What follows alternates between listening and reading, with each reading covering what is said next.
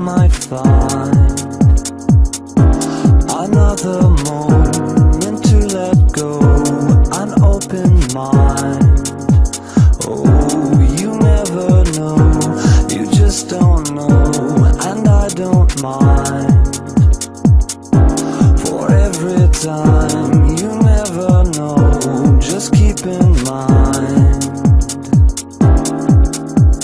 You never feel lost when you're up high. You don't have to ask when all is fine. You never feel lost when you're up high. Analyze this lost and you'll feel fine. You never know that when it snows, you just might find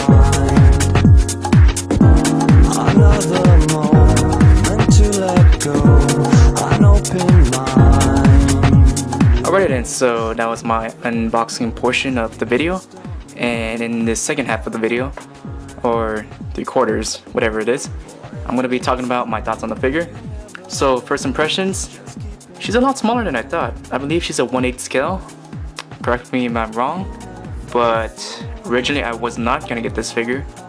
There was one put out by Sentinel which hasn't been updated for ages now, so I'm guessing they're never gonna, put her out, or it's pretty much forgotten.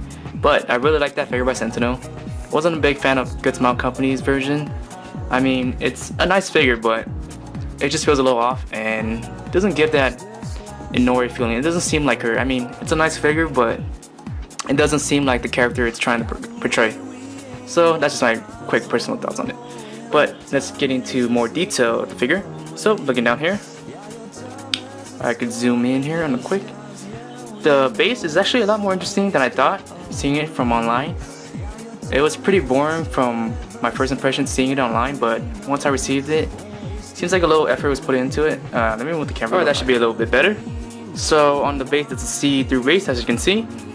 When I first saw it online, I was like, oh man, this is, your standard run-of-the-gun, plain, clear, see-through base. But they actually put a little detail. You see the Guilty Crown logo, and the Guilty Crown second logo. It's actually like, has a, how do you say it, texture to it. So it's actually raised up from the base. And I apologize if you hear the lawnmower. My neighbor's mowing his lawn. Anyways, moving on to the figure itself. You can see my hand there. So overall, of course, Good Smile Company did a nice job on the figure. But there are some issues. Again, these issues vary from figure to figure. Some might come out great, some might have some slight QC issues. But overall, all the figures are usually the same. So zooming in here, you can see she's pretty much a plethora of orange. And I believe gradient's the word. Kind of like fades out to a white right here, which is nice. So that's done pretty well. And I like the how would you call this? The feathers?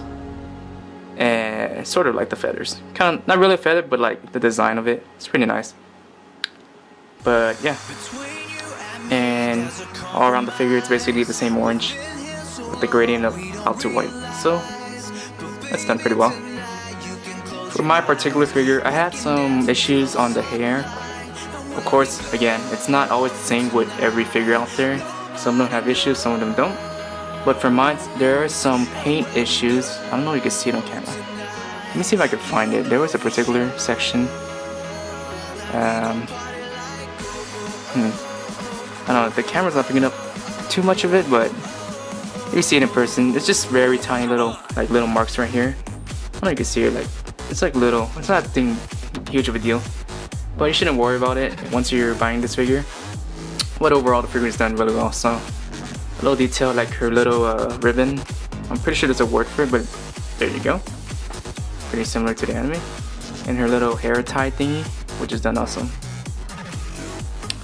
But yeah, overall, Good Smile Company did a nice job.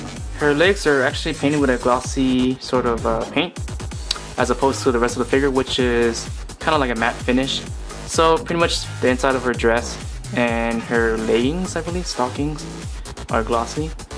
So personally, I'm not a huge fan of glossy, but it fits the figure well. And yeah, works fine, to be honest.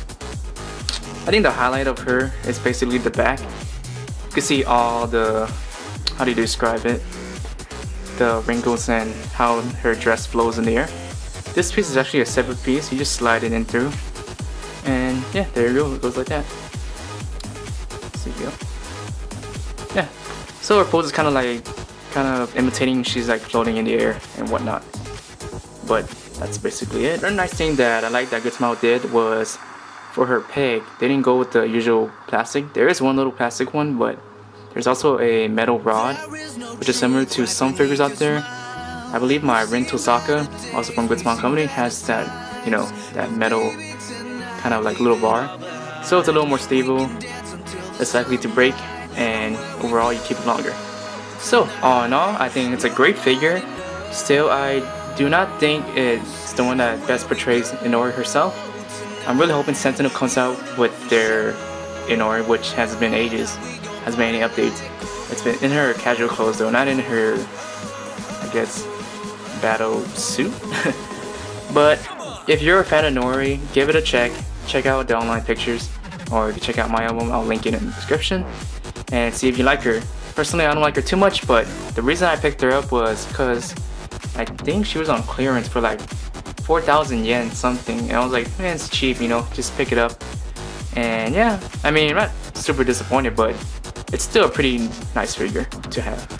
So those are just my thoughts on Inori from Guilty Crown, made by Good Smile Company, and I'll see you guys in the next video. Peace.